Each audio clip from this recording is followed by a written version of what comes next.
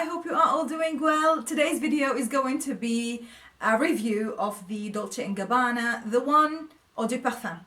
And I was really excited to try this fragrance. Of course, I got the sample of this. And of course, for the purpose of this video, I'm going to spray it on myself. Although I've done that, so this is not first impressions. But oh my god, when you spray this fragrance, of course this has been released in 2015, so this is very recent. Definitely smells like Dolce & Gabbana, the one Eau de Toilette, but this is in general more sweetened, but very fresh, sweet grapefruit with some basil and some coriander that gives it a bit more sweetness. And here on the Eau de Parfum I could recognize that it is a bit stronger, and the very good thing about it, it is very well blended and the ingredients are very precise.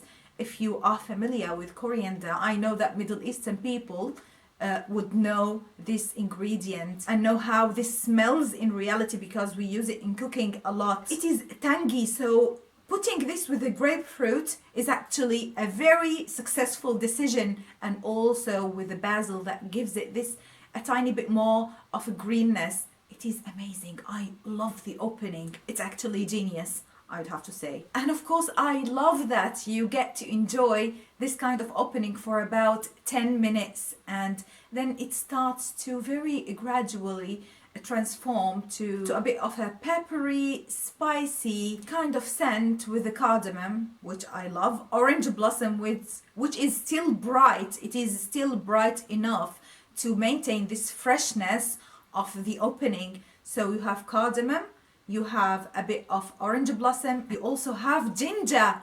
Ginger, my god, the composition is actually brilliant. It's brilliant in this fragrance. And it of course dries down to a more tobacco sweet amber scent that is just intoxicating.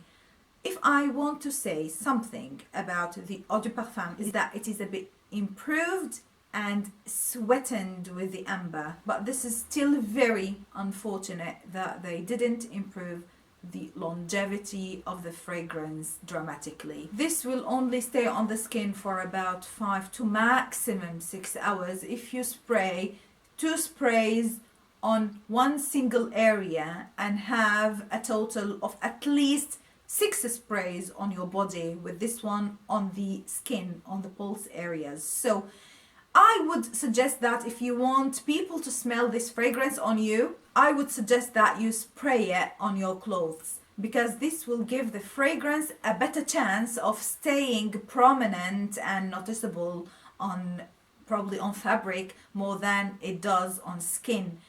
I am a female, of course, and when I spray usually men's fragrances, they tend to stay on my skin or linger more than female fragrances. And of course with this one, it's amazing. It's amazing, guys. So sexy.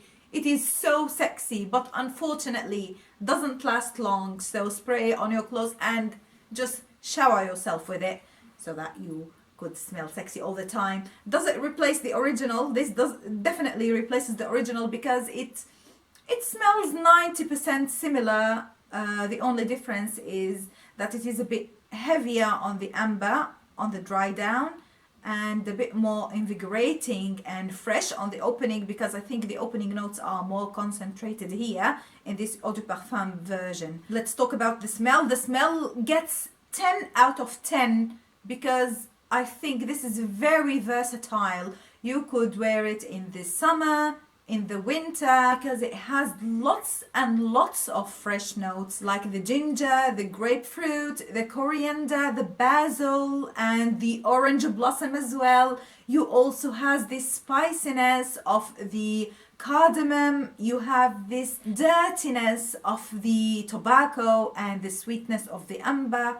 This is just genius. This is a masterpiece if I want to talk about the scent, because it is very safe, very sexy, and very well presented, and it is so harmonious. Unfortunately, if I am going to give a 10 out of 10 to the scent, I only give 5 out of 10 to the longevity. Dunk yourself in this fragrance and of course you will feel confident and you will love it. This is the kind of fragrance that you feel that you need it to be improved, but you still buy it and you still like it and you still love it. And this is my opinion on Dolce&Gabbana, the one Eau de Parfum. The same smell, a bit improved, the same longevity, a bit improved, but it is still the masterpiece regarding the scent itself that we were introduced to in 2008. So Dolce&Gabbana, please re-release the Eau de Parfum and make it more concentrated. And do not change anything about the notes, please, because they always mess up with the notes. I don't know why they like to do this.